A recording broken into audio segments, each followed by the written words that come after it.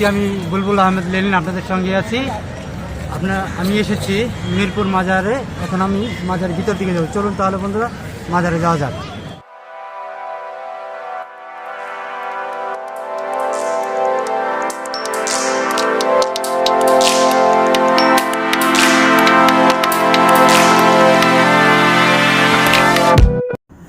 সৈয়দ শাহ আলী বাগদাদি ছিলেন তৎকালীন পাক ভারত উপমহাদেশে আরব অঞ্চল হতে ধর্ম প্রচারার্থে আগত সুফি ব্যক্তিত্ব। তিনি 100 সঙ্গী নিয়ে এই অঞ্চলে আগমন করেন। তিনি হযরত আলী এর বংশধর। হযরত ইমাম হুসাইন হতে ইমাম আলী নকির পিতা পর্যন্ত তার পূর্বজগণের মধ্যে সকলেই বসবাস করতেন মদিনায়। তার বংশ হতে শাহ সৈয়দ সুলতান আলী সর্বপ্রথম বাগদাদে আসেন, যিনি ছিলেন ইমাম আলী নকির ছোট ভাই। পরবর্তীতে তিনি দিল্লির সুলতানের আতিথ্য গ্রহণ করেছিলেন।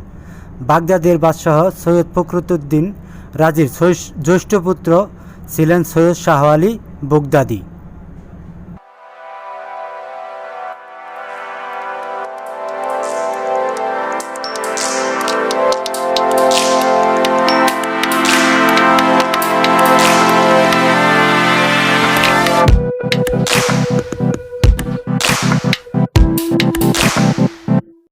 হিন্দু মুসলিম এই দুই ধর্মের বহু অনুসারী রয়েছে এই শাহ বাগদাদির মাজারে।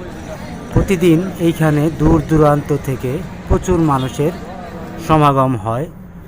অনেক মানুষ তাদের মনোবাসনা পূরণ করার জন্য এইখানে এসে মানত বা সিন্নি করে থাকে। অনেক জায়গা জুড়ে বাংলাদেশের রাজধানী ঢাকায় মিরপুর 1-এ সৈয়দ শাহ আলী বাগদাদির মাজার অবস্থিত।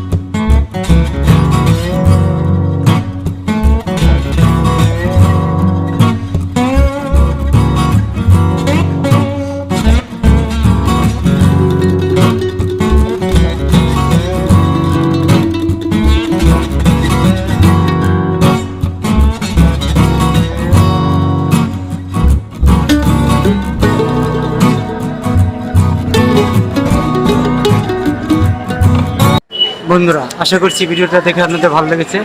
যদি ভালো লেগে থাকে তাহলে অবশ্যই প্রতিফলনের সাথে থাকবেন। ভালো থাকবেন, সুস্থ থাকবেন। আসসালামু আলাইকুম।